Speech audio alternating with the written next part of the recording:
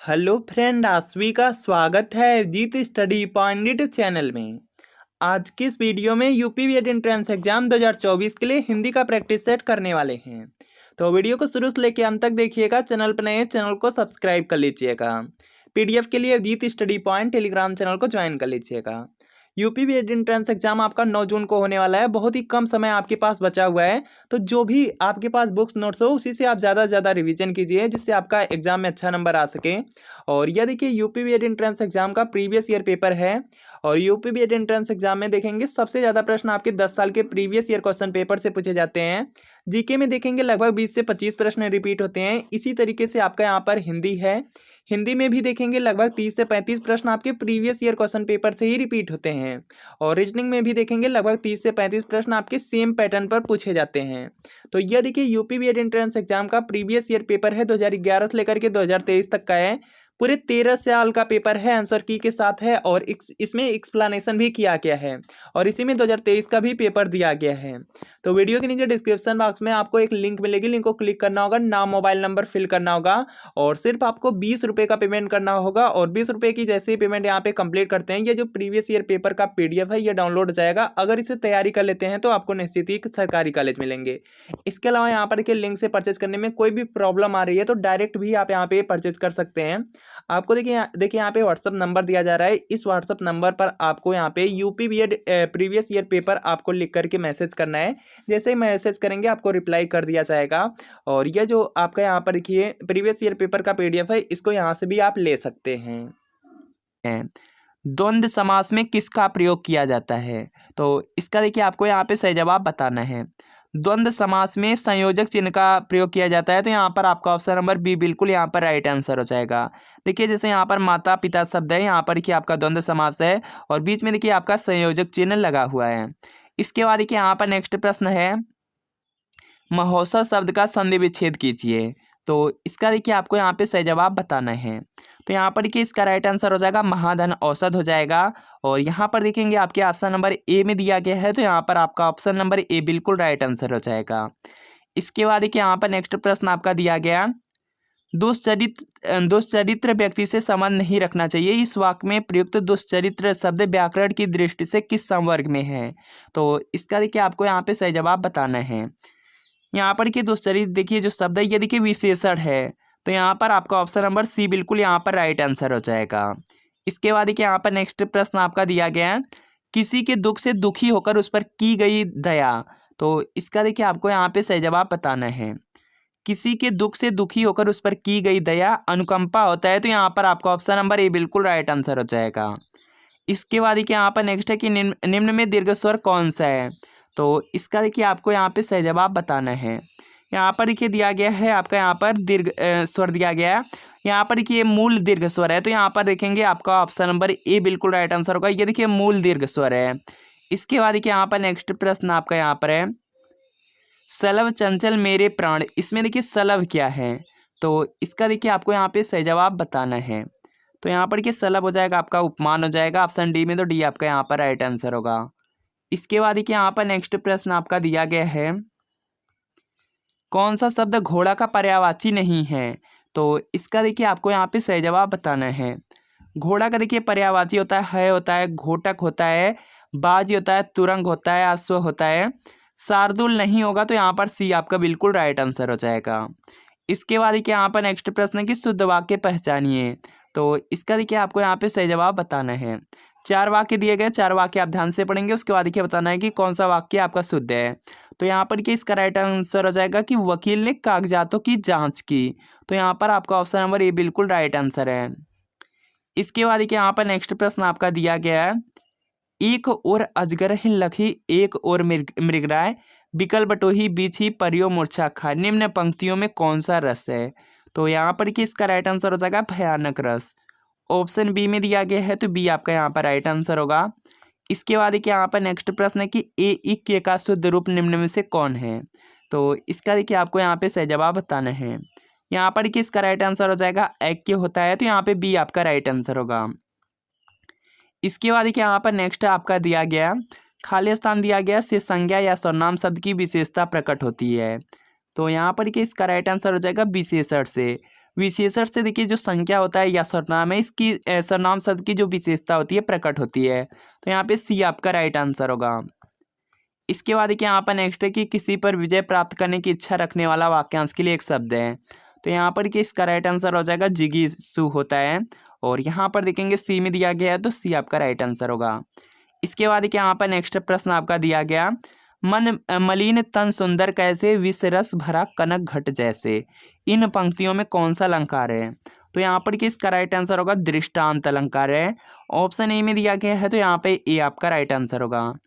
इसके बाद देखिए यहाँ पर नेक्स्ट है कि चंद्रमा के लिए सही पर्यायवाची वाले शब्दों की पंक्ति को चुनिए। तो यहाँ पर कि इसका राइट आंसर हो जाएगा आपका चंद्रमा का देखिए पर्यायवाची दिया गया, निशाकर हो जाएगा, सुधाकर हो जाएगा और इंदु हो जाएगा। तो यहाँ पर आपका ऑप्शन नंबर सी बिल्कुल यहाँ पर राइट आंसर है। इसके बाद देखिए यहाँ पर नेक्स्ट प्रश्न आपका दिया गया, प्रतिधन आघात का संधि रूप क्या होगा। तो यहाँ पर कि इसका राइट आंसर हो जाएगा प्रत्याघात। ऑप्शन ए में दिया गया है तो यहाँ पर आपका ऑप्शन ए राइट आंसर होगा। इसके बाद देखिए यहाँ पर नेक्स्ट है कि नीलकंठ में कौन सा समास है। तो यहाँ पर कि इसका राइट आंसर हो जाएगा बहुब्रीहि समास है। ऑप्शन सी में दिया गया है तो सी आपका यहाँ पर राइट आंसर है।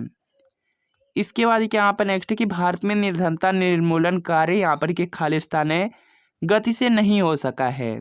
तो यहाँ पर कि इसका राइट आंसर हो जाएगा प्रशंसनीय गति से। तो यहाँ पर सी आपका राइट आंसर होगा।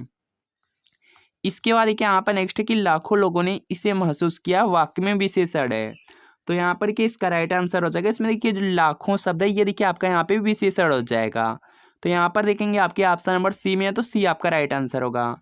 इसके बाद देखिए यहाँ पर नेक्स्ट प्रश्न है कि मनचाही वस्तु के नष्ट होने या उसका कोई अनिष्ट होने पर हृदय का जो संवेदनामय होना किस प्रकार का रस है।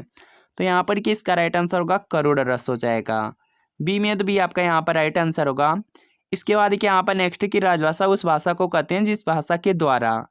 तो यहाँ पर कि इसका राइट आंसर यहाँ से देखिए हो जाएगा आपका किसी राज्य की प्रशासनिक कार्यों को संपन्न किया जाता है। तो यहाँ पर आपको ऑप्शन ए बिल्कुल राइट आंसर होगा।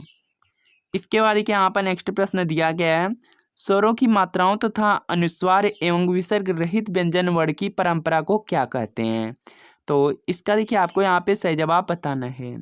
तो यहाँ पर कि इसका राइट आंसर हो जाएगा, इसे देखिए 12 खड़ी कहा जाता है। तो यहाँ पर आपका ऑप्शन नंबर ए बिल्कुल यहाँ पर राइट आंसर होगा। देखिए जो स्वरों की मात्राएं होती है, मात्राओं तथा अनुस्वार एवं विसर्ग सहित व्यंजन वर्ण की जो परंपरा है इसको देखिए 12 खड़ी कहा जाता है। इसके बाद देखिए यहाँ पर नेक्स्ट प्रश्न है कि वाक्य भेद के आधार पर वाक्य का नाम बताइए।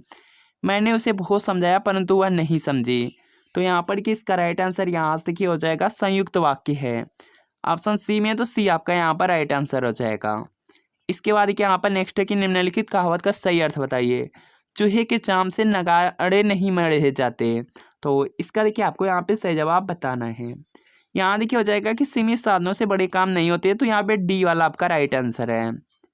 इसके बाद देखिए यहाँ पर नेक्स्ट प्रश्न आपका दिया गया है, यदि उपमेय उपमान में बिंब प्रतिबिंब का भाव हो तो वहाँ पर कौन सा अलंकार होगा। तो यहाँ पर कि इसका राइट आंसर हो जाएगा दृष्टांत अलंकार। सी में है तो सी आपका राइट आंसर होगा। इसके बाद देखिए यहाँ पर नेक्स्ट कि दिए गए वाक्य जिस अंश में त्रुटि हो उसे ABC से इंगित करके उत्तर दीजिए, कोई त्रुटि न होने पर आपका उत्तर डी होगा। तो यहाँ पर कि एक वाक्य दिया गया, वाक्य को आप ध्यान से पढ़ेंगे, उसके बाद देखिए आपको यहाँ पर आंसर करना है। यहाँ पर देखिए दिया गया कि गांधी जी पक्के ईश्वर के भक्त थे, कोई त्रुटि नहीं। तो यहाँ पर कि जो शुद्ध आपका वाक्य होगा, गांधी जी ईश्वर के पक्के, यहाँ पर कि ईश्वर के पक्के होना चाहिए। तो यहाँ पर कि आपकी त्रुटि है, गलती है। तो यहाँ पे आपका बी वाला पार्ट यहाँ पे राइट आंसर हो जाएगा, बी वाले पार्ट में आपकी त्रुटि है। इसके बाद देखिए यहाँ पर नेक्स्ट प्रश्न दिया गया, कृदंत प्रत्यय किस शब्द के साथ जुड़ते हैं। तो यहाँ पर कि इसका राइट आंसर हो जाएगा, देखिए जो कृदंत प्रत्यय होते हैं ये क्रिया के साथ जुड़ते हैं। तो यहाँ पे डी आपका राइट आंसर होगा। इसके बाद देखिए यहाँ पर नेक्स्ट प्रश्न है कि बोली किसकी इकाई है।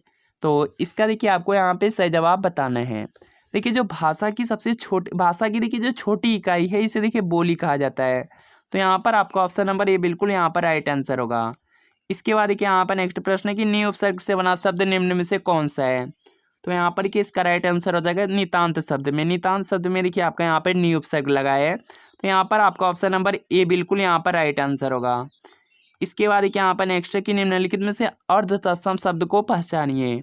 तो यहाँ पर कि इसका राइट आंसर करना है और यहाँ पर देखिए हो जाएगा आपका अक्षर शब्द। अक्षर देखिए अर्ध तत्सम है, तो यहाँ पर आपका ऑप्शन नंबर सी बिल्कुल राइट आंसर है। इसके बाद देखिए यहाँ पर नेक्स्ट प्रश्न दिया गया, जटिल का विलोम होगा। तो यहाँ पर क्या इसका राइट आंसर हो जाएगा, जटिल का देखिए जो विलोम शब्द है ये देखिए सरल हो जाएगा, ऑप्शन सी में, तो सी आपका यहाँ पर राइट आंसर है। इसके बाद देखिए यहाँ पर नेक्स्ट कि मनमाना का सही सामासिक विग्रह निम्न में से कौन सा है। तो यहाँ पर कि इसका राइट आंसर हो जाएगा मन से माना। तो यहाँ पर आपका ऑप्शन नंबर ए बिल्कुल राइट आंसर होगा। इसके बाद देखिए यहाँ पर नेक्स्ट कि मुक्तक का दूसरा प्रसिद्ध नाम है। तो यहाँ पर कि इसका राइट आंसर हो जाएगा कवित्त है। ऑप्शन ए में दिया गया है, तो यहाँ पर आपका ऑप्शन ए राइट आंसर होगा। इसके बाद देखिए यहाँ पर नेक्स्ट है आशातीत में कौन सा तत्पुरुष समास पाया जाता है। तो यहाँ पर कि इसका राइट आंसर हो जाएगा अपादान हो जाएगा। यहाँ पर देखिए अपादान हो जाएगा, ऑप्शन ए में है, तो यहाँ पर आपका ऑप्शन ए बिल्कुल राइट आंसर है। इसके बाद देखिए यहाँ पर नेक्स्ट है ओली और आविल दिया गया है, इसका अर्थ आपको बताना है। तो यहाँ पर कि इसका राइट आंसर हो जाएगा, देखिए ओली का यहाँ पर क्या अर्थ होता है, पंक्ति होता है, और आविल का अर्थ होता है गंदा। तो यहाँ पर देखेंगे डी में दिया गया है, तो डी आपका यहाँ पर राइट आंसर होगा, पंक्ति और गंदा हो जाएगा। इसके बाद देखिए यहाँ पर नेक्स्ट है सुमुखी छंद में कितने वर्ड होते हैं। तो यहाँ पर कि इसका राइट आंसर आपका यहाँ से हो जाएगा 23 वर्ड होते हैं। तो यहाँ पर देखिए आपका ऑप्शन नंबर ए बिल्कुल राइट आंसर होगा। इसके बाद देखिए यहाँ पर नेक्स्ट प्रश्न आपका दिया गया है, निम्नलिखित में से तत्सम की दृष्टि से एक युग्म अशुद्ध है। तो इसका देखिए आपको यहाँ पे सही जवाब बताना है। यहाँ पर देखिए दिया गया है कि यहाँ पे तत्सम की दृष्टि से एक युग्म आपका यहाँ पे गलत है, गलत वाला आपको बताना है। तो यहाँ पर कि इसका हो जाएगा आपका यहाँ पे सूकर बलिवीर हो जाएगा। तो यहाँ पर कि आपका option number B right answer होगा। इसके बाद देखिए यहाँ पर नेक्स्ट प्रश्न आपका यहाँ पर दिया गया है, कवि का स्त्रीलिंग है। तो इसका देखिए आपको यहाँ पे सही जवाब बताना है। कवि का देखिए स्त्रीलिंग बहुत ज़्यादा इंपॉर्टेंट है, बीएड में भी पूछा गया था, कवित्री होता है, कवित्री होता है। तो यहाँ पर देखेंगे आपके ऑप्शन नंबर सी में दिया गया है, तो सी आपका राइट आंसर हो जाएगा, कवयित्री होता है। इसके बाद देखिए यहाँ पर नेक्स्ट प्रश्न दिया गया है, निम्नलिखित में से विलोम की दृष्टि से सही शब्द युग्म है। तो इसका देखिए आपको यहाँ पे सही जवाब बताना है। तो यहाँ पर कि इसका राइट आंसर हो जाएगा जारज का औरस हो जाएगा सी में, तो सी आपका राइट आंसर होगा। इसके बाद देखिए यहाँ पर नेक्स्ट प्रश्न दिया गया, वह हमेशा अपने भाई के गीत गाता रहता है। वाक्य में देखिए यहाँ पे अव्यय पद है, अव्यय पद आपको बताना है। तो यहाँ पर कि इसका राइट आंसर हो जाएगा हमेशा शब्द। देखिए जो हमेशा शब्द है यह अव्यय है, तो यहाँ पे बी आपका राइट आंसर होगा। इसके बाद देखिए यहाँ पर नेक्स्ट है कि निम्नलिखित में से कौन सा वाक्य कर्मवाच का उदाहरण है। तो इसका देखिए आपको यहाँ पे सही जवाब बताना है। यहाँ पर देखिए दिया गया कर्मवाच, कर्मवाच में देखेंगे आपका यहाँ पर देखेंगे यहाँ पर कि कर्म के अनुसार क्रिया होती है। तो यहाँ पर देखेंगे आपका हो जाएगा कि शिला से पढ़ा भी नहीं जाता। तो यहाँ पर आपका ऑप्शन नंबर ए बिल्कुल यहाँ पर राइट आंसर होगा। इसके बाद देखिए यहाँ पर नेक्स्ट प्रश्न आपका दिया गया है, यहाँ पर कि नेक्स्ट प्रश्न कि उत्साह शब्द का विशेषण है। तो यहाँ पर कि इसका राइट आंसर यहाँ से क्या हो जाएगा, उत्साहित हो जाएगा, और उत्साहित दिया गया है आपके ऑप्शन नंबर बी में, तो बी आपका यहाँ पर राइट आंसर होगा। इसके बाद देखिए यहाँ पर नेक्स्ट है कि छत्तीसगढ़ी किस भाषा की बोली है। तो यहाँ पर देखिए इसका राइट आंसर हो जाएगा पूर्वी हिंदी के अंतर्गत आती है। तो यहाँ पे बी आपका राइट आंसर होगा। तो फ्रेंड आपको बताना है कि इन 45 प्रश्नों में कितने प्रश्न आपके बिल्कुल सही हुई।